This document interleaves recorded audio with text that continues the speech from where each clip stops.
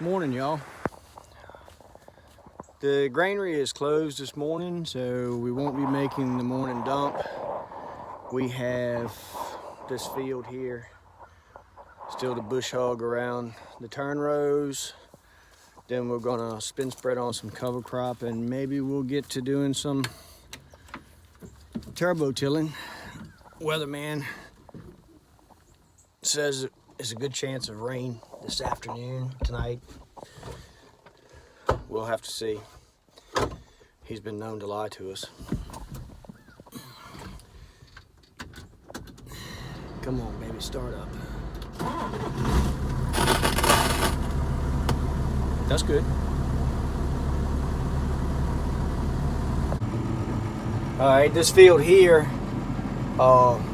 in the middle, you can see where the grass is. That's where we had sweet corn for the food pantry.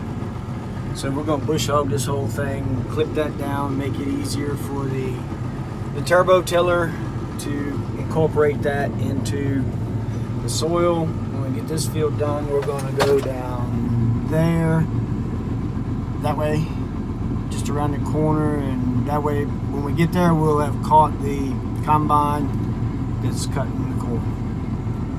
The yields this year have been pretty good, even though we didn't get much rain in August. Could have used a little more rain, but the corn yields are good. We'll see about the soybeans. The beans were hurt. The later beans were hurt. But the yields are good on the corn. The price is pretty decent. Usually when that happens, we have the opportunity to replace and upgrade some of our equipment, but the price of equipment has gone up, and you know the price of fuel. So I don't know what's going to happen. We'll see. Even replacing or fixing some of the equipment that you have is difficult. We got a 6200 that we do some of the spraying with. I've got to get in some more of my orchard grass for next year's horse hay. But the 6200 went down, and we've been waiting almost 2 weeks now for a part. Called the other day, still not in. Can't tell us where it is or when it's going to be in.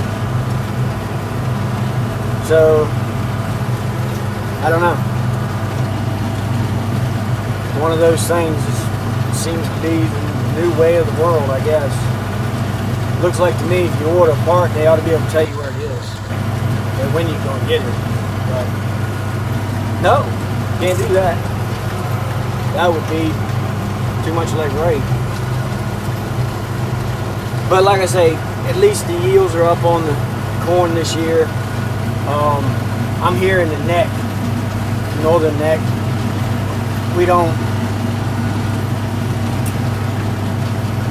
Most of our crops are grown for feed. It's feed grade crops, not food grade. So the corn we raise, like I was saying in an earlier video, most of it gets taken across the bay to Delaware, and it's ground into chicken feed. So when you drive past the cornfield in the northern neck, it should look like chicken nuggets to you. Okay, change of plan. Not going spin spreading first after bush hogging. Turbo tilling. Something came up, I don't know. Change plan. If you don't like how things are, stick around 5 minutes. It'll change. Okay, a little bit of a tutorial on the turbo tiller for like the non-farmer. In the front, on this particular turbo tiller, we've got coulter blades. Okay, and the second row are coulter blades. The first row is halfway in between the gap of the second row. So you can go along and not get clogged up. You see the coulter blades are wafer. So as you're going along, they cut into the dirt, cut up the fodder,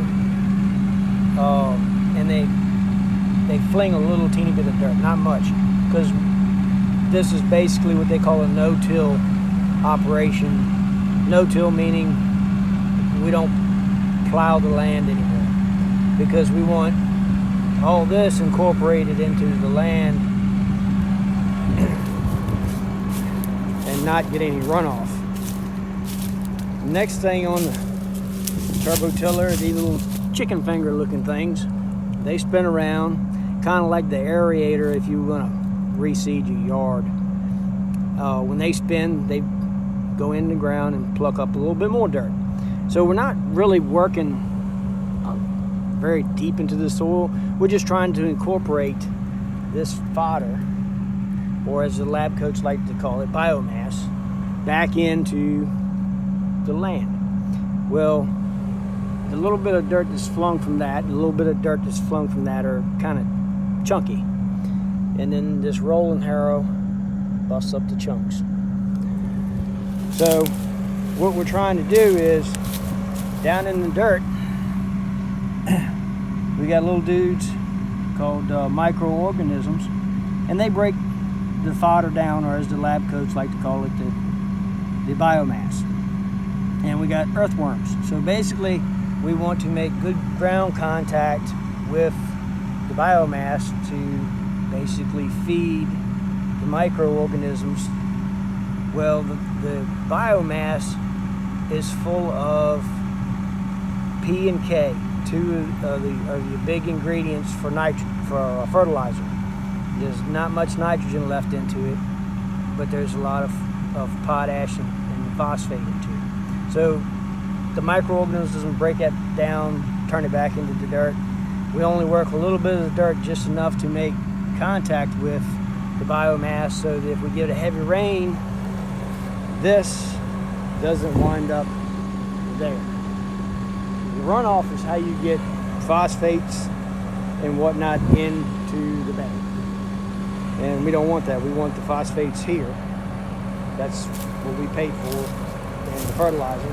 And there's nutrients in the ground naturally that plant pulled up that we want back into the land for next year's crop. Hope I didn't make it more complicated than it sounded. Hope you found that interesting. I'm Lou, Plainview Farm. Y'all keep them strings tight.